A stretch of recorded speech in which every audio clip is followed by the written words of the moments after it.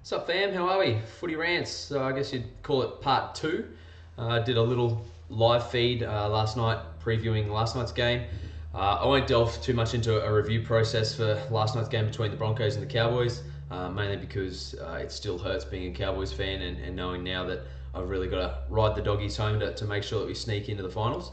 But yeah, otherwise, we see a little bit of a change in the format for the rest of the round 26. So instead of 2 games tonight, we'll see 3 games on Sunday. So 1 game tonight, 3 games Saturday, 3 games Sunday. So I think it's a just way to sort of finish the season off, especially for some of the Sydney teams who are probably going to get a better turnout as far as the home crowd goes from playing in that Sunday Arvo versus a Friday night.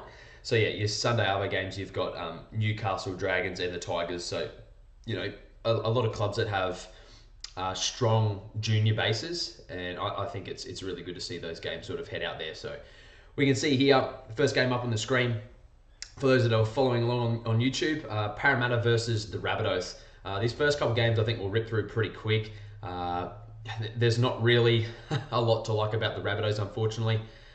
You see, as far as Parramatta's side goes, Bo Scott and Kaiser Pritchard have actually been named on an extended bench. So a couple of guys that are coming fit at the right end of the season, especially a team here, if they do get a win, will finish in the top 4. So that's the ultimatum now that the Broncos have won. Parramatta also need a win now, and it doesn't matter if the Sharkies beat Newcastle or not, they will finish in the top 4. I think it'd be a just result for Parramatta. They've played extremely consistently, even without some of their superstars in Bevan French and Clint Gutherson throughout the season. I think Mitchell Moses is well and truly settled in there as their dominant half. His combination with Corey Norman has been sublime. And, you know, you factor in that Bo Scott and Kaiser Pritchard could be back in the fray. I dare say that they'll probably start him off the bench, even if he is fit to play. They'll probably give Cameron King the nod just because the sound job that he's done in his absence. So yeah, Will Smith will start at fullback. So Bevan French is still not ready to go. I think it's a pretty smart move, knowing that you're going to be playing finals footy anyway. Hamstring injury, it's a real 50-50 call if you try and rush those things, and they'll want him at the pointy end of the season. So Will Smith's been doing a bang-up job. Hasn't been doing anything outstanding, but has still managed to score a couple of tries whilst he's been back there.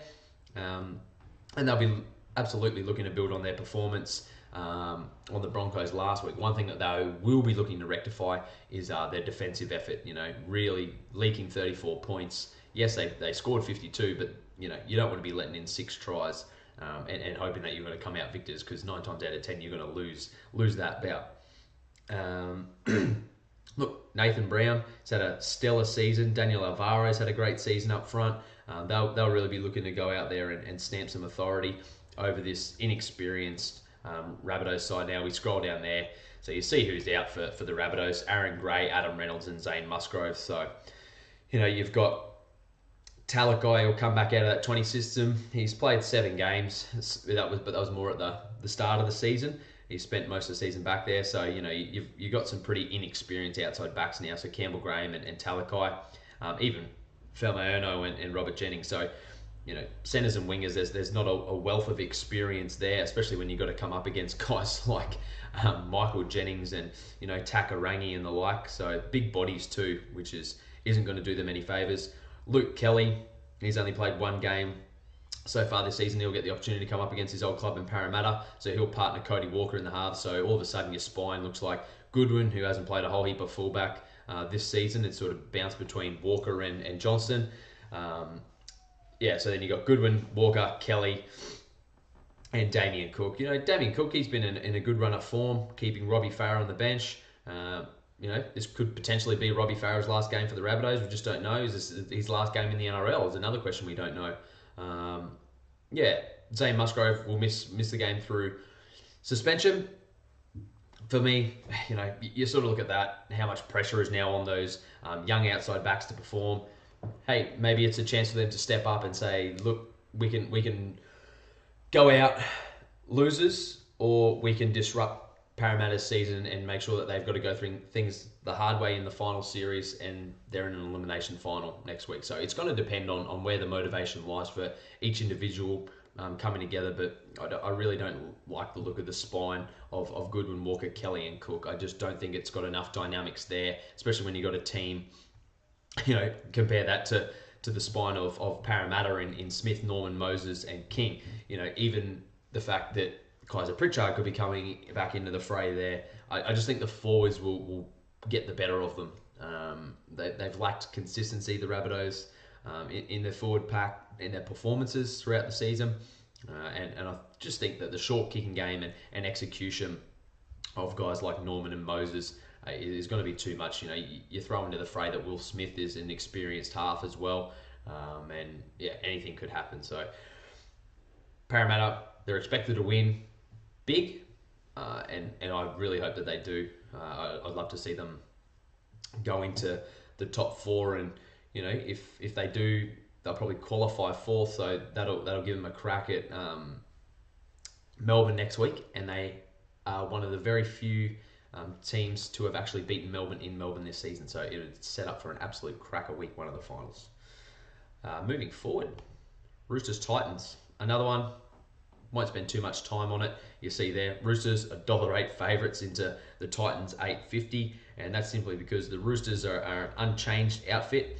I'll quickly scroll down, and you only got to look at how much disruption there is in this Gold Coast Titans lineup. So a shit ton of people have been brought into the squad. Make note that that's a squad, not necessarily a 17, but you look at the outs. Dale Copley out, Jared Wallace out, Nathan Peets out, Patarika Vaivai out, Tyrone Roberts out. That's a lot of cash sitting on the sidelines now. But albeit, it's still a pretty handy spine. Jared Hayne, Kane Elgey, Ash Taylor, and Pat Politoni, who, he's only got 3 caps, but he's recently been named Intra Super Cup Hooker of the Year. He's had quite a good season, scored on debut, and I don't think he'll take a backward step, but there's just too much going against them now as far as momentum is concerned. Jared Wallace has been absolutely massive up front for them.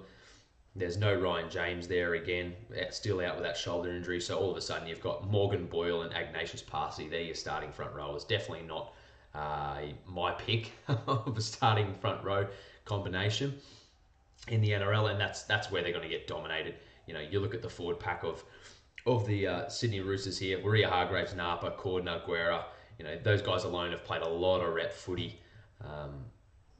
Not to mention, they're still persisting with the fucking centre combination of Madison and Orbison. Why Connor Watson is on the bench, I still don't know. I guess he is departing. This is the last game for the Roosters before he cruises up, I should say, to Newcastle next season. So look to him to put on a good performance. They'll want to really, both the Eels, the Roosters, and the Sharks this week playing lower placed teams. They'll want to carry that ruthless attitude that the Melbourne Storm have carried in the last 2 weeks in absolutely fucking annihilating the bottom sides. If you want to set a precedent, you can't afford to let your foot off the accelerator. So I expect well and truly the Roosters, especially after their performance against the Tigers a couple of weeks ago, only just getting home, just before the bell, that they need to go out and absolutely obliterate this understrength Titan side, and it starts with the forwards. They've got to take some pride in what they're going to bring to this finals campaign, knowing that if a win here, they're probably going to face the Broncos next week at home, and the way that the Broncos defended last night, they're going to have to bring some baseball bats and really get some fucking shit turning up. So for me, Roosters, they've got to go up another gear if they really want to challenge for this title, because their game against the Broncos next week, it's not going to be an easy one. But yeah, Roosters 13 plus. Next we got Manly and Penrith. Look, this is a super crucial game for both sides. The winner absolutely guarantees themselves a spot in the semi-finals. We now see that Manly and the Cowboys are equal on for and against. So, in a weird spate of fate, if this happened to end in a draw, I'm not sure who would be placed higher in the standings if the Dragons lose as well. So I'm not sure what that's based off, but yeah, I highly doubt this is going to end in a draw. Maybe at full time potentially, but not over the course of a golden point match. The big plus for the Manly side, unchanged from last week, except for the fact that Curtis Sirinen returns from a pec injury, which drops Sean Lane out of the 17. So unchanged. So you still got your strike weapons in the Travojevic brothers. You got Dylan Walker in the centres, Kiliwato in the wing, Blake Green and Daly Cherry Evans after his 2 40-20s last week, 2 field goals. Was absolutely instrumental in their victory, albeit against the Warriors. But hey, you've got to go over to New Zealand in shit conditions and still get a win against those big boppers. Marty Tapau, Api Coruscant, there's strike power all across the park here. And one thing that's going in their favour is that confidence from grinding out a win. Yes, against a lower placed team, but you've still got to pay the just rewards when they're on offer. A big thing that they'll be excited about is the fact that Dylan Edwards is out. So Dean Farah has been named at fullback. Whether that comes to fruition or not is yet to be decided, because if we scroll down here, we see that Matt Moylan has been named in the reserve. So not in the 1 to 19, which is where they sort of cut. We'll find that out later tonight, whether or not that is actually the case, whether he makes it to the reserves. If he does make it to that final 19, I would suspect that he'd be pretty darn close to getting selected, and that he would play fullback in absence, and they just simply keep the halves combination of May and Cleary. But if Farah is to play fullback, that'll be the first time he has played fullback since round 6 of 2013, would you believe it or not? So, welcome back to first grade, and welcome back to a position that you haven't played at this professional level for about 4.5 years. So, it's an enterprising sort of little lineup here. Penrith would be absolutely disappointed that they came away with a loss against the Dragons last week.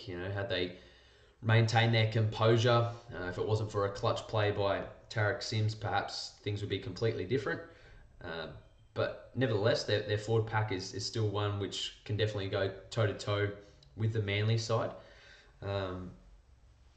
But we've seen time and time and again how much confidence plays in the NRL. So Manly is the team coming into this encounter with confidence. They are favourites. They are playing at home.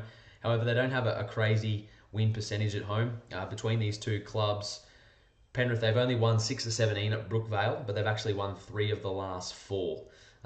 And Penrith have won 7 of the last 8 between these two clubs. So a lot of momentum going in the way of Penrith between these two, which will fill them with confidence.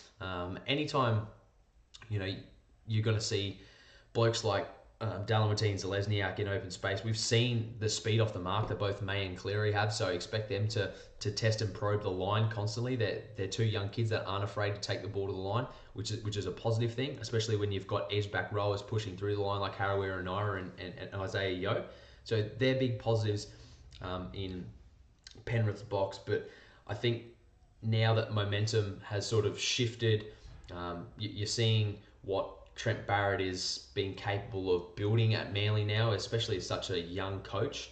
And not to mention, Trent Barrett coached at the Panthers, so he'll have a little personal agenda. I think that he'll want to really one-up his former club. He was a lower grade coach there. And, I firmly believe that they're a chance, especially if Dean Farah does end up playing in absence of Edwards as opposed to Matt Moylan. If Matt Moylan does play, I think that shifts probably just ever so slightly back in the favour of Penrith, simply because that last 20 to 25 minutes, where it was a bit of a stalemate between the Dragons and Penrith last week, I think that's the sole person that they were missing. Matt Moylan has that ability to just get his hands on the ball. Sometimes it appears as though he's overplaying his hand, but he's just testing, probing, experimenting. And if you want to experiment on the edges, you want blokes like Mansour, Peachy, Wonga Blake and Zelezniak there with you. And that's what they've got. So, look, for me, the decision, it's going to be a close game regardless of whether Moylan plays. But I think that it just leans in the favour of Penrith if he does start. So, look, at the moment, sort of sit on it. Oh, and another big stat that I should mention, the last 3 games at Brookvale, there's been a field goal to decide the result. So, hey, it could really go down to the wire, this one. So I'm going to lean towards Manly at the moment, but if Moylan does play, it really could be a flip of the coin. But yeah, I think if Manly wins, it definitely makes this final series interesting. And if they do win, there is a chance that these two teams could play each other again in week 1 of the final. So I think that would make for a good story leading into this final series. So look for a Manly win and a tight one. Storm Raiders. Again, this could be anything. We've seen these two sides come together. Storm won on the buzzer 20-14 in round 20, which is the last time that Sia Soliola actually played, and he will return for the first time since round 20 after that high shot on Billy Slater. The big thing in the Melbourne Storm's favour over the last few weeks, their side's been relatively unchanged, which also goes in favour of the Raiders, a attribute that I constantly rap the Raiders on, that their team very rarely changes. So the only change for the Raiders is Sia Soliola coming into the side. As we said last week, Whitehead will move back to his edge back row position and Tarpanay back to the bench. You know, a lot to love about this Melbourne Storm side. Where do you start? Big three. The amount of times that they're going to play together are slowly starting to come to an end, particularly at Amy Park. But if we have a look, it's definitely a toss of the coin. It's going to depend on what attitude the Raiders bring. It's like, our season's over, fuck it, or our season's over, fuck them. If they bring the latter, they're a massive chance of winning. They're 3 from 6 at Amy Park, so it's a flip of the coin. It's a 50-50. And the Storm have a 75% winning record at Amy Park, and they've won their last 3. So if you go on averages, they're due for a loss. So being so tight as the last game was, I think we're in for something similar, because that's what happened with their encounter against Penrith a couple weeks ago. They had a really close game in Bathurst earlier in the season, and then the rematch, it was tight again. I think the Storm, they're just a class above at the moment. We've seen Vunivalu and Addo-Carr have just been re-signed, so that's going to fill them with confidence, being repaid, especially coming into finals footy. I think they'll definitely get a win here, but it's going to be super tight. And are we in for a golden point thriller? I definitely can't write that off. So a little bit of value for the punters out there. Extra time, yes, $34. So a cheeky tenner here, and you could have a few cartons ready to roll for the rest of the weekend. The area which I'm really looking forward to, well, there's a couple actually. The forwards, obviously. Bromwich and McLean up against Paulo and Shannon Boyd. That'll be a great one in both of their first stints. But then you've also got the outside backs. When you've got the likes of Vunivalu, Chambers, Addo-Carr up against Rapana, Leilua, and even Kotrick and Croker this season have probably been the better combination, to be fair, across the consistency of the season. I think we're very much about to see Kotrick named a Rookie of the Year. I would be very surprised if anyone pips him for that title. There's room there for some, I guess, upsets in attacking raids. It's whoever strips those numbers right. It's not to say that Kafusi and Tohu Harris don't make errors on their edge. It's not to say that Chambers and Scott can't fuck up defensively. So I think the Raiders' key to winning is when they get given opportunities, because opportunities will come. Even the best will give you an opportunity to score against them. When those opportunities come, they must execute. If they're going to be any chance of winning this game, they've almost got to execute 100% of any opportunities that are afforded to them. Otherwise, the Storm are just going to make you pay, and they'll make it dirty, grimy, slow, just real ugly. That's what they do best. But then when they're on, they're going to put the flair on and really turn the screws. I'm really looking forward to this game. I think it'll be really, really competitive, although it doesn't affect the outcome of the competition, being the final round and the Raiders out of the race and Storm all but sealed the minor premiership. I think both will be ready to just get stuck into each other. But yeah, Storm 1-12 for me. Knights and Sharks. Again, I won't spend too much time on some of these lower place teams versus higher place teams. Still obviously a monumentally important game for the Sharks. Especially if by some divine miracle the Rabbitohs beat Parramatta tonight, a win would see them into the top 4. So anything can happen. We've seen anything happen. Unfortunately, Daniel Saifiti is out for the Newcastle Knights, so he will be replaced by brother Jacob. So you'll have Jacob Saifiti and Josh King starting in the front row. I think that's already putting them behind the 8 ball. It's asking a lot of the young fellas, both of them are super inexperienced. Not to mention that halves combination, which is still super fresh. They're only one game deep as a partnership at the NRL, Jack Cogger and Trent Hodgkinson.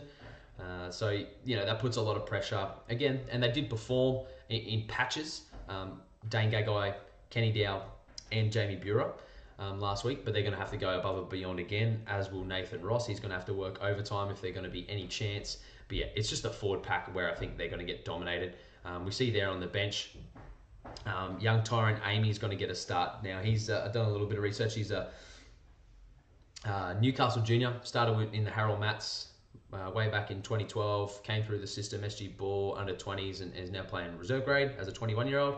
And yeah, so he'll get his opportunity in the last game of the season from Coach Nathan Brown. So always good to see new kids coming through. And I guess that's the good thing about these games that don't necessarily mean anything in light of the competition outcome, that coaches sometimes want to give these kids an opportunity and blood them when they can, just to give them a little taste and, just to repay them for the hard work that they've put in throughout the season. I can't say I've seen any tape on Amy. I can't remember if he played against my Melbourne Storm boys last year or not, but regardless, it's good to see new blood coming through.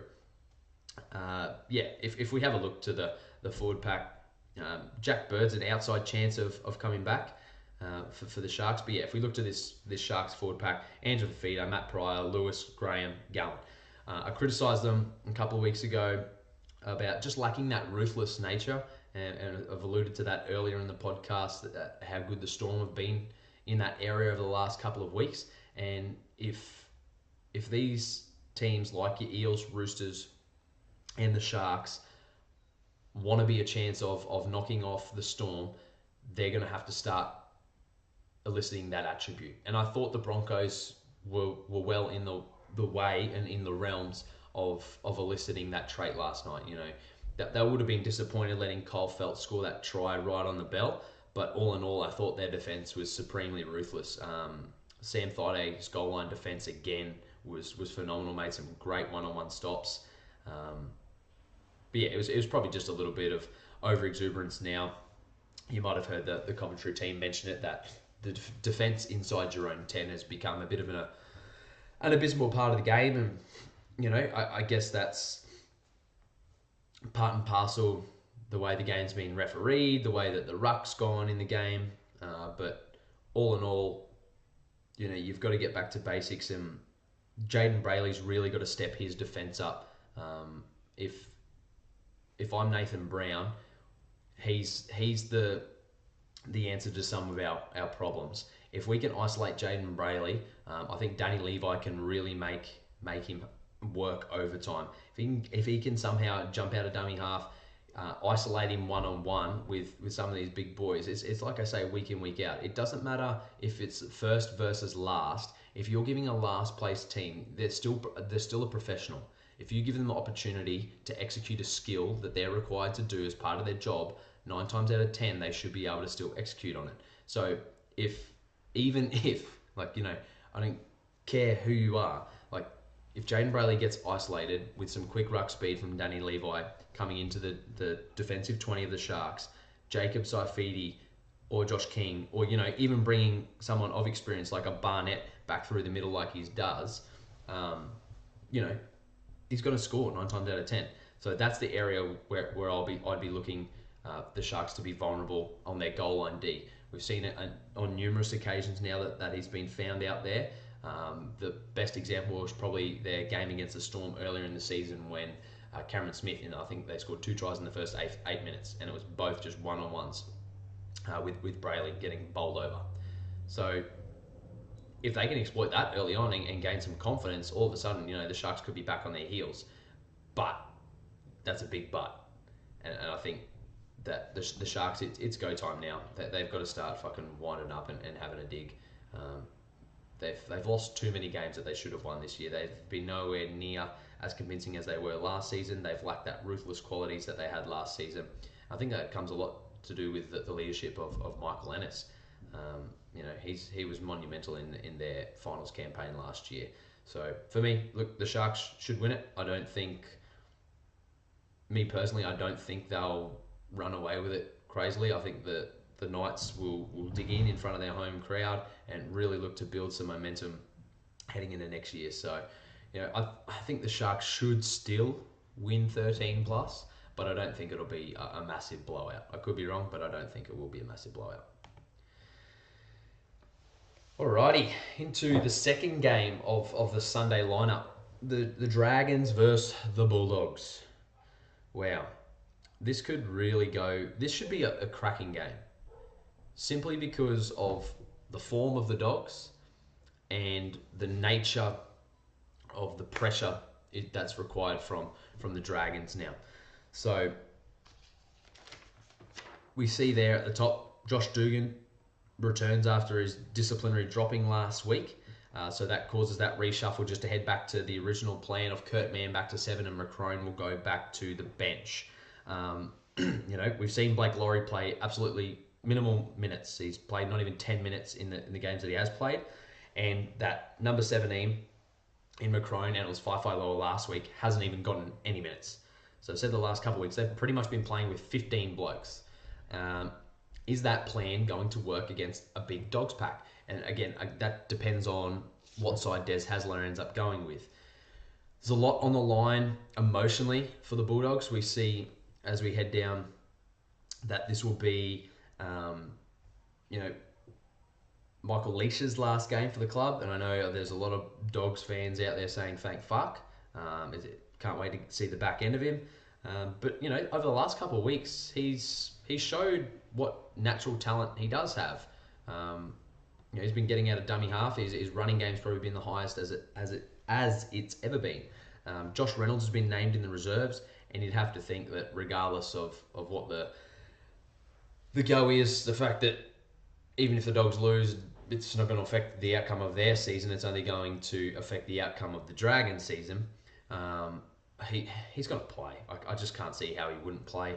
How that then affects the rest of the spine, whether they just put Michael Leisha back to the bench and Moses Mbye to 9, whether Leisha gets dropped for his last game for the club.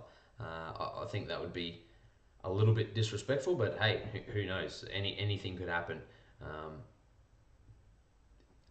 I would tend to think that Michael Leisha probably would get dropped because I would want those 4 big bodies in Cassiano, Fatala Mariner, Fulalo, and Francis Tuala to try and just dominate the Dragons forwards, because when you've got Blake Laurie, who's not going to play many minutes, and Josh McCrone may not even get on the field at all of a sudden it's 17 versus 15. And you're on that rotation, and Hame Sele and Tarek Sims have got to make up the back end of that. In contrast to that, I do really like the Dragons forward pack. It's been a great forward pack to watch all year. Lisa Narmound and Paul Vaughan will start in the front row. Frizzell and Thompson, your usual back rows, and DeBellin at lock. It's pretty much going to come down to the execution. Will Gareth Widdop have his running boots on? How will Kurt Mann, Mr. Fix-It, come into play? What will his role be? How will he take charge? When you look at those sort of options, and especially when you've got the contrasting wingers, I love that contrast of, a smaller sort of nippy type winger in Jason Nightingale, not known for, blistering pace or anything like that, but can find his way to the line, versus a big out and out athletic body in Nene McDonald. Is Josh Dugan finally going to fire, or is he going to fall in a fucking hump because, this is his last game for the Dragons too? So there's a lot of contrast here and a lot at stake. Is the pressure going to build too much for the Dragons, and are they going to crumble? Last time they met, that was the case. Dogs won 16 points to 2. The Dragons also have a terrible record at ANZ. They've only won 3 of the last 12 games, and the Dogs have won 10 of their last 11 games against the Dragons. And that has attracted a lot of tension with the punters, and 80% of the money I've been reading is actually on the Dogs. And we see their head-to-head, they're paying $3.25. That's great value. And as far as that goes, I think just the emotional nature of the game, the defensive capabilities that we've seen from the Bulldogs, the Dragons haven't gone back-to-back since midway through the season. when they won in round 11, had a bye in round 12, and won in round 13.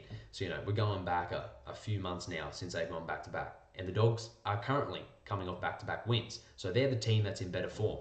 Their last 2 games have yielded their 2 highest scores of the season. So a lot's in favour for the Dogs. That they're the more informed team. The ground that they're playing at, they've had more success at, and the club they're playing, they've had more success than over the last few years. So I like the way the stars are aligning there, and for those reasons, I'm going to tip the Dogs. I think it's going to be a tight one. I don't think it was technically a 13-plus game last time. The Dragons were unable to score a try. I think the Bulldogs will just want to go out there and put a phenomenal performance on it. It looks like it probably be Jimmy Graham's last game as well. So there's a lot on the line emotionally, and when you've got players who are playing with their heart on their sleeve, like a Jimmy Graham and Josh Reynolds, anything can happen, especially when they're already in form. So I'm going to look for the Dogs to win 1-12, and that'll save my Cowboys supporter brain being so worried. Final game for the regular season of 2017. It's a game that has no impact on the outcome of the final standings, but one that will ultimately determine whether this current Warriors team technically was the worst Warriors team to have been fielded in their club's history. So they're facing the 9th straight loss, something that has never happened in franchise history, and that is with a spine that is represented by the New Zealand national team's spine. Tuivasa-Sheck, Johnson, Foran, and Isaac Luke. Can they stand up? That is the question. We know that they've got a terrible record in Australia. They've only beaten the Titans as their only win over here. They come to Leichhardt, the heart of the Tigers. So they're going to be up against the fierce locals. They welcome back blokes like Kevin Aguama. Luke Brooks is back, so that fills them with some confidence, but they are now without Matt McKilrick and Michael Cheekham, who have both been suspended. So Elijah Taylor slots into 9. So you've got an interesting little matrix, if you will, of ex-New Zealand players in Elijah Taylor and Tui Lola here, coming up against their former club, as is coach Ivan Cleary. So, there's a bit of connection there. Ben Madalino will play his, there's a few who are playing their last game for the Warriors. Foran playing his last game for the Warriors, albeit a single season stint. I think his time there and his experience there is obviously in a lot better place than it was when he only had the single season at Parramatta last year. I think he would firmly believe that the Warriors have helped him get his life back on track to a certain degree, get away from the fast-paced nature of Sydney before he moves back to Sydney next year for the Bulldogs. But more importantly, I think Ben Madalino, someone who's played over 200 games, and he's facing the team that he's about to come to. So he'll be keen to put it on them and say, hey, this is what you got to look forward to, and this is the flair that I'm going to bring for you guys, the X factor that I'm going to bring for you guys next year. So yeah, we sort of scroll down there and have a look at that Warriors outfit. It's unchanged from the team that narrowly got pipped by Manly last week. They'll be super disappointed with that, but at the same time, I think it'll give them confidence that, hey, Manly is potentially a team that's going to qualify for the 8, and we were right there with them. So on our day, we're there, and you look at that team on paper. I say it week in, week out, it's great. Tuivasa-Sheck, Fusatua, Ashford, Carter, Mamalo, Foran, Johnson, Madalino, Luke, Lasone, Afoa, Hoffman, Mannering. That's your starting side. So yeah, a lot of guys departing. As I said earlier, Foran, Madalino, Hoffman, and Charlie Gov, who signed a 2-year deal with the Raiders. What a great signing he'll be for that club. I think he'll really fit just the reputation that the Raiders forwards carry, and someone who really prides himself on getting in and rolling his sleeves up and doing the hard yards. I think he'll fit into the Raiders system really, really well. So yeah, for those reasons, just a little bit of desperation, a little bit of pride on the line. Like if you can't get yourself up to beat another club who's had a daft year as yourselves, to make sure that you're not a part of the biggest losing streak in franchise history, which is a 22-year club history. I don't know what else will. So yeah, I'm picking two upsets in these Sunday games. I'm picking the Dogs to beat the Dragons, and I'm picking the Warriors to beat the Tigers. I know Luke Brooks is back and whatnot, but I just think the desperation and experience of this forward pack and the halves, Foran and Johnson are supremely experienced.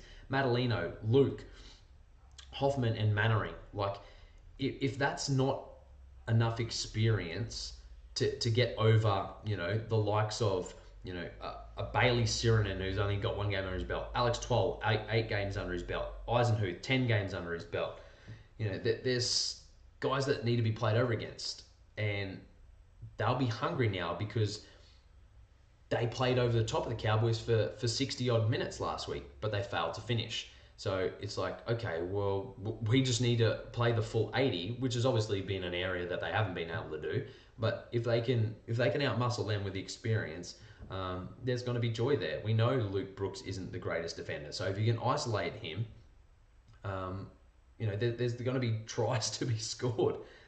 Just pulling Simon Mannering out, we know how good he can run on those edges. So if you're just playing him 1 or 2 wider of the ruck, you can cause some headaches there. Even Tuilula here isn't super sound defensively. So, there's options all across the board. But yeah, Aaron Woods, this will be his last game. So, there's heaps of last gamers here. That's the way it looks anyway. There's rumours that there could be a backflip with Woods due to the salary cap, and that he may not fit there with the Dogs and blah, blah, blah, blah, blah. But as far as I'm concerned, this will be his last game for the Tigers, and that's the way it'll be played out. So yeah, I'm tipping a Warriors upset. And we will we'll soon see how that all plays out. So yeah, the two pivotal games, Penrith and Manly, and the Dragons and Dogs. It's a shame.